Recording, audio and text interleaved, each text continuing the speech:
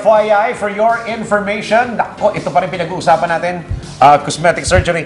Doc, ano po ang warts? Warts actually is parang, there are different types eh. Meron sa paa, meron sa face, meron sa neck.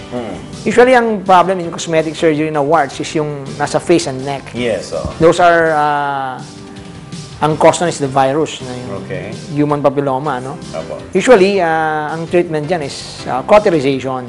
Kino-cauterize siya. Masakit Parang, po ba yun? we apply topical anesthesia no, for 30 to 45 minutes. Pero some patients kasi, yung tolerance sa pain, medyo mababa. So, nararamdaman pa rin nila. Yung iba naman, nato-tolerate. So, depende. As you age, parang dumadami yung warts, no? Ganun po talaga. Yes.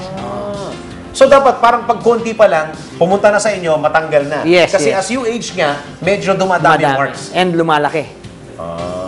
Lumalaki. Lumalaki. Eh, yung gastos lumalaki din pag marami ito. Yes. Lumalaki rin.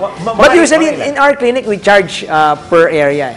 Upper area, hindi yung ano, yung bilang. Gano'ng kadami. Pero pag konti lang, yon, depende. Pero usually by area. Okay. For example, the face. The face, it's 1,500 to 2,000. Mura lang. Yes, mura lang. Usually kasi pinakamarami sa neck. Pero ganoon pa rin yung price namin. 1,500 to 2,000.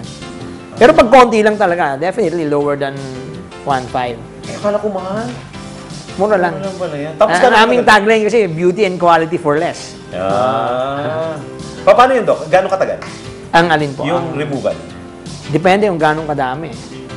Pero usually, yung patient should stay 45 minutes for the anesthesia. Then yung procedure itself, siguro mga 1 hour. Yung iba siya nakakatulog na, Doc. Nakakatulog talaga. Tapos pagising nila, may mga ano yan, no? Parang may peklat na maliliit. Maliliit, yes. Parang paminta. For how many days lang yun? 3 to 4 days. Wala na. Ano mo nga yun? Kala ko dati mga weeks. Ay, hindi naman. Okay, thank you, Doc. Yan ang warts removal na pinag-usapan natin. Pati pressure, nabanggit na ni Doc, ha? Ito pa rin po ang FYI. For your information, ako pa rin po si Dennis Antenor Jr.